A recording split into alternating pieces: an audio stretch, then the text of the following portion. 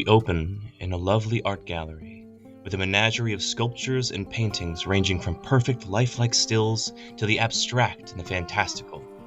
The place is bustling with tourists and casual art enthusiasts who are all quite abuzz seeing the new pieces by a mysterious maker. We close in on one lone college student just trying to make it through the semester. Tired and frustrated, they inspect a portrait closely. It takes them a second, but they notice there is some discoloration on the fingernails, that the ears blend a little too much into the hair. The subject has just a few too many teeth. The student gasps, eyes wide, and whirls around to tell the other patrons, and the camera flips to an audience that does not hear them, whether it's from a callous lack of concern or a physical barrier we never see. And when the camera flips back, the student has simply ceased to exist.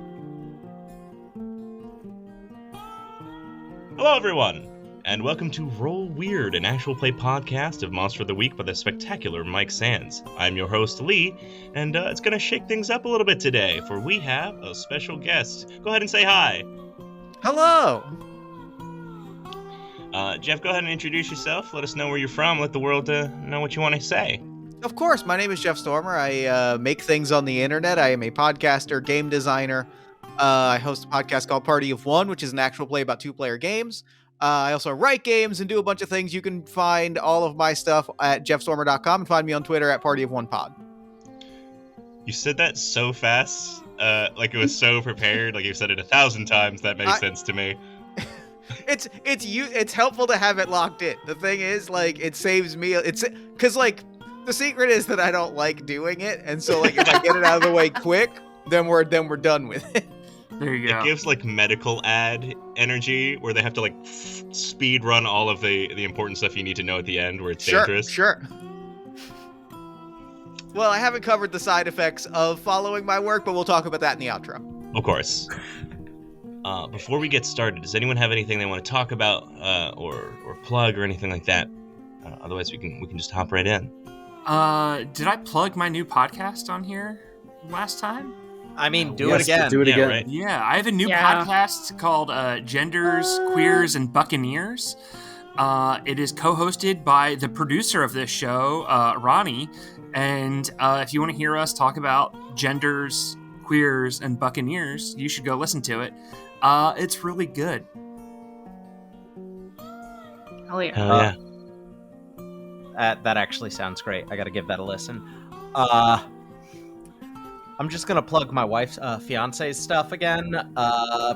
Go follow Queen Estrella on Twitch. If you're not already following her on TikTok, do it there. But if you are, she started a Twitch recently. She hasn't put together a schedule yet. She's jumping on when she can. Go follow her. I'd like to plug Wife Guys. Every guy with a wife should be a wife guy. You should support your wife. We love wife guys this here. This isn't like a product or a show. Just the concept. The spiritual It's like an identity. of wife guys. Just sort of giving a shout out, and we appreciate this energy.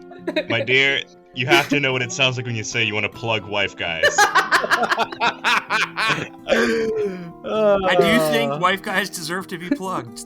I think if they agree it. to it, if they consent to it, then If they're absolutely. down for it, go for it. Yeah, support it. And that is the most we will elaborate on that. This is like directly right after the day after we released an episode where Lee was like, we will not talk about penises or any of that sort of thing ever again. We've done it enough. Oh, Christ. It's the most we'll talk about monster dong. Is that fair? I'm sure we could get it out of you. So the game we're about to play. We come back to our weirdos who have all collectively decided that it is time to rescue the Dream Machine. This somewhat sapient AI that controls a small, demi-plane of the universe that is being developed by your foes, the TV-headed Petey and several others.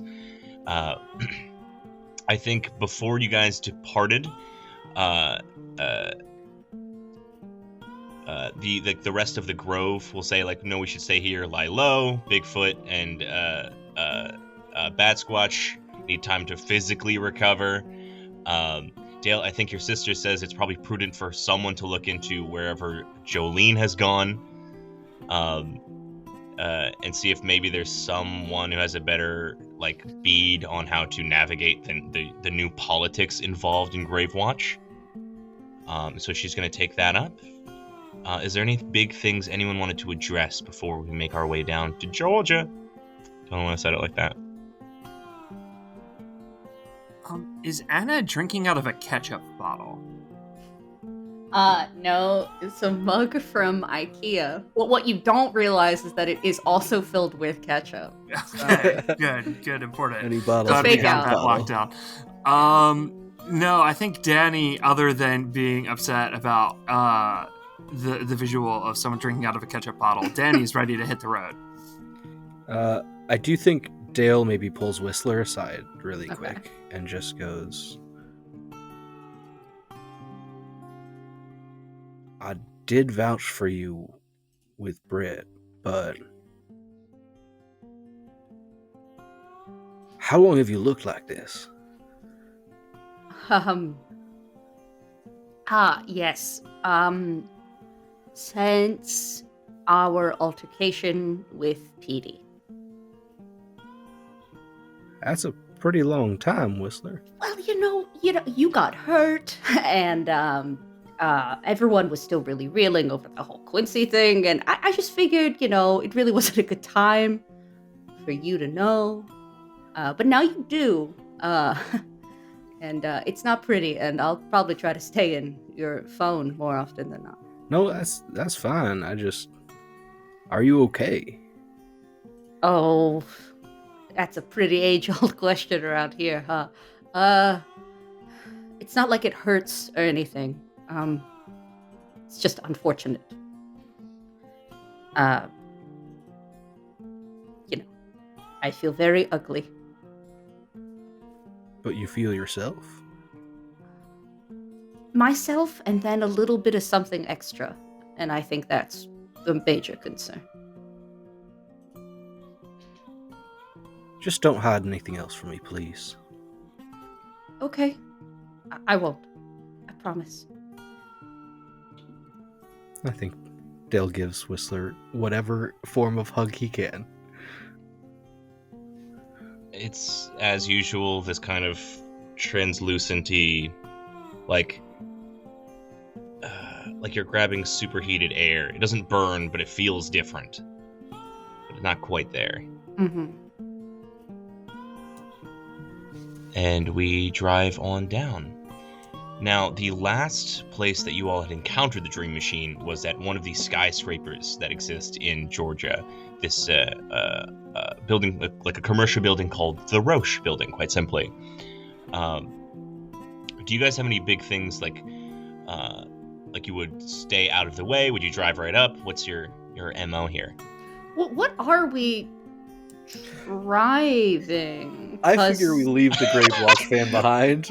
We're driving the Queen Anchovy's Revenge. The Queen of course, Anchovy's because Revenge it's fine. was driven into a lake. We did get an old car from the fairgrounds that we all laughed at because at the time we had far too many cars. Okay. And we left it at the Grove. I think the question is, true. did we get any of which vehicles did we get back?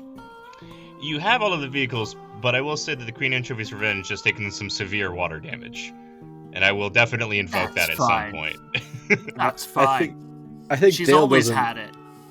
Without the armor or the surveillance gear of the Gravewatch fan, I don't think he thinks the exposure risk is worth it. I think Dale would rather have the classic car in terrible condition.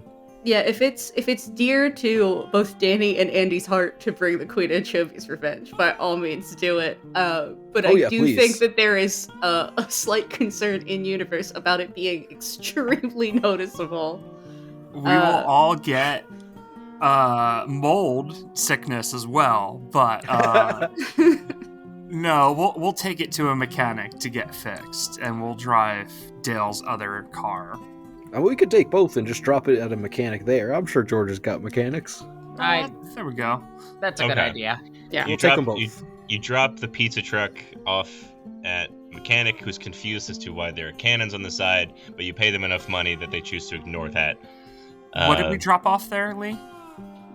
The Queen Anchovy's Revenge. Thank you. Okay. And you take a regular car in terrible condition up to the Roche building, where there's like not nearly as many cars outside. It's like lightly staffed security. And it looks like barely any of the lights are on. So do we want to just like try to go in through the back? I assumed, we don't have our surveillance gear. I was wondering if there was some sort of reconnaissance that you could perform, Lucas, sort of at a distance. The Dream Machine has to stay in the Roche building because it has a lot of requirements. I don't know why they wouldn't move it to a different building. Dude, does anyone have like a clipboard? Yeah. I feel like you can get pretty much anywhere with a clipboard. Is this just because you don't have pizza? You just walk up and you say like, "Hey, like I'm here to look at the thing," and then you point to your clipboard and you go, "Look, I'm on a tight schedule," and pretty much everyone lets you in. That's how I've never paid for a movie in my life. All right, I could try. Maybe not you, Kimosabe. You're. I mean, unless you were saying that you were doing like a paper route. Oh, okay, yeah, that would work.